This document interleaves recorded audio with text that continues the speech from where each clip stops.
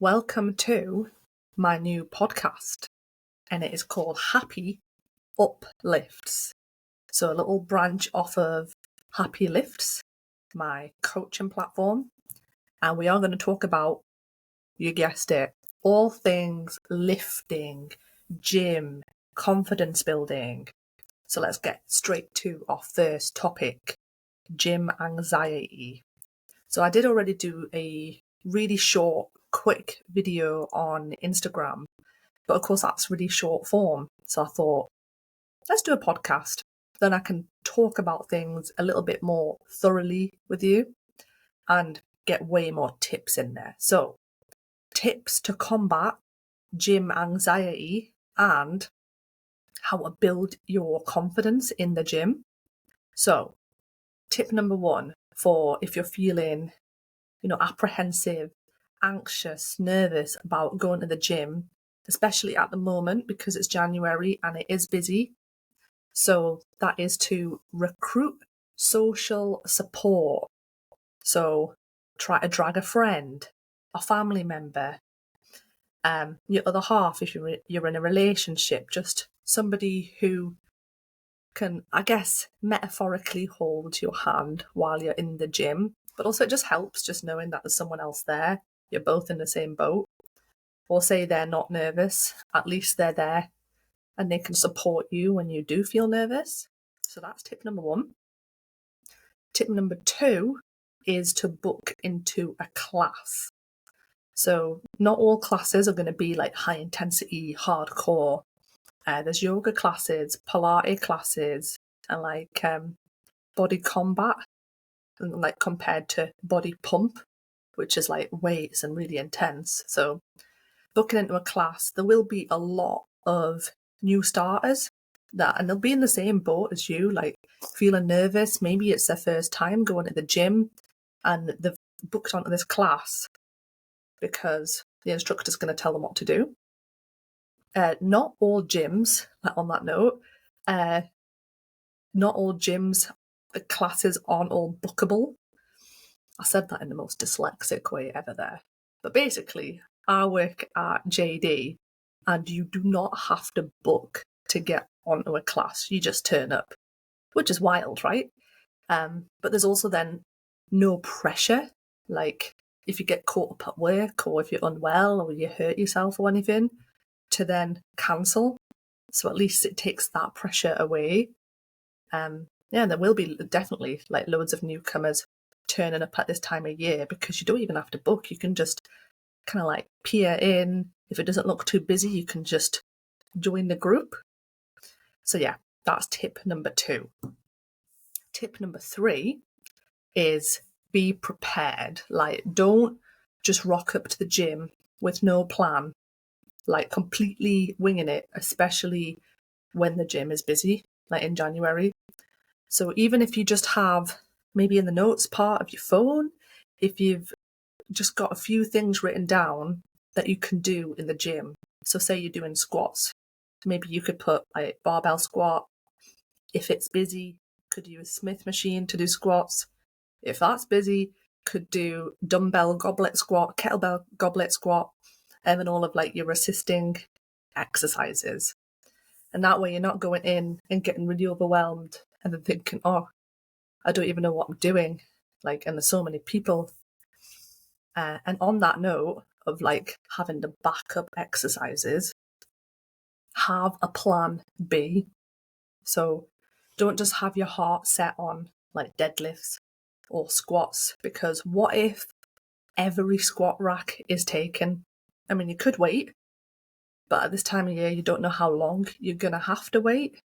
So having a backup exercise, something that doesn't require the rack or a barbell, and then at least you're still going through the motions, you're keeping it topped up.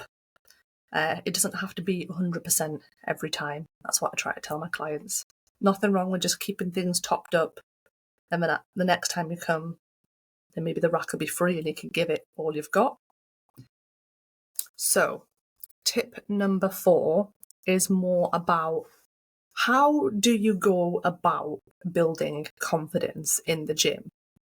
And so quite often what I see is Women, especially, joining the gym, and it is a massive gym, and then go into the women's only bit where there isn't that much of a selection of kit or weights, and then getting comfortable in there because there's maybe you're a bit apprehensive of like wearing your sports bra in the presence of men, and that's fair enough.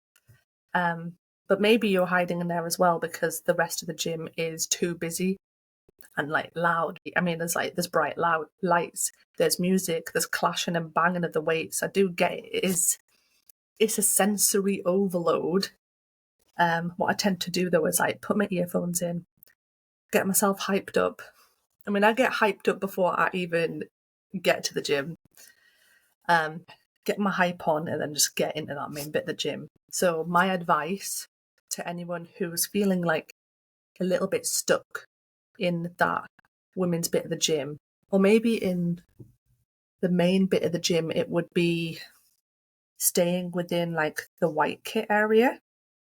So I tend to say like, if you go onto the white kit, that's for beginners while you're still building your strength and your bearings, and then you kind of go on to plate and loaded and the functional fitness area of the gym, if that's what you want to do. But staying in these like safe, comfortable spaces is not necessarily going to build your confidence. So my tip would be to try to do at least one exercise outside of that comfort zone. Literally just one exercise. Sorry, there's a hair. There it is. Yeah.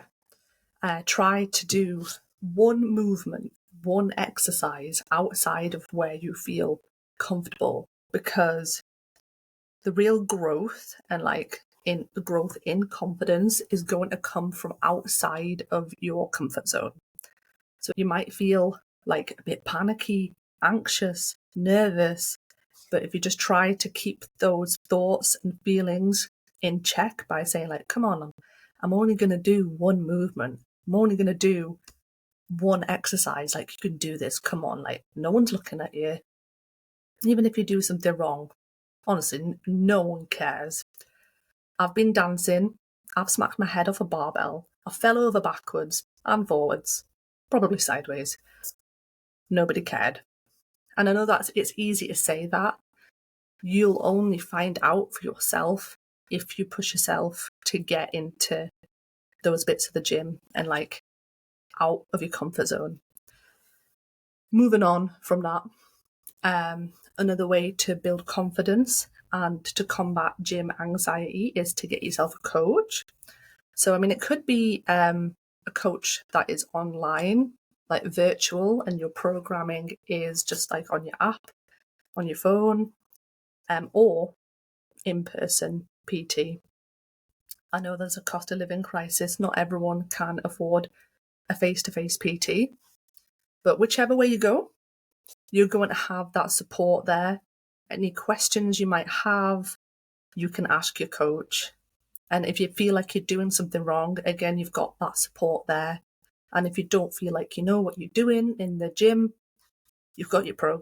So going on a tip number 6.